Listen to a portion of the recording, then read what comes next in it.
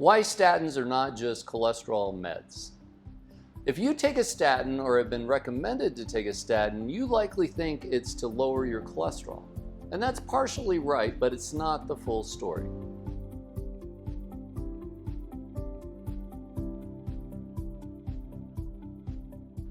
Statins are among the most prescribed and controversial medications.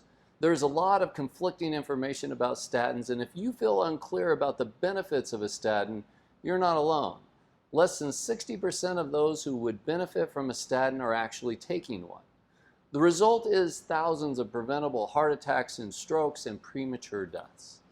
How do you make sure you're not one of them? Susan, a recent patient of mine, asked me, why should I take a cholesterol medication if my cholesterol is not high? Susan was seeing me because she had a heart attack and wants to make sure she is doing everything possible to prevent another one.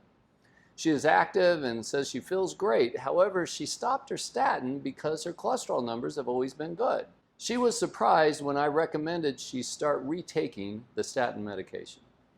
Statins are commonly referred to as cholesterol medications. Statins are among the most prescribed medications, and they do more than just lower cholesterol.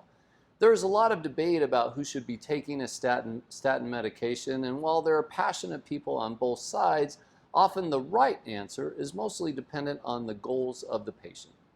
Some people want to do what they can to prevent heart attacks and stroke, and taking a statin makes sense to them. Others don't want to take a medication or are concerned about the potential side effects of statins. Who's right? I believe they both are, as long as the decision is based on understanding the real risks and benefits and not perceived risks or false information. I see my role as a cardiologist to explain the real risks and benefits of medications and not to tell my patients what to do.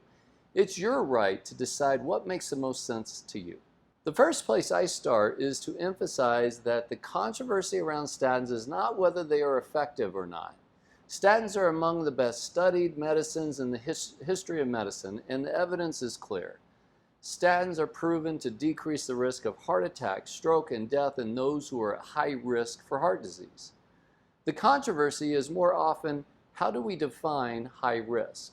The second thing I emphasize is that while 90% of people don't have side effects to statins, about 10% do, including me.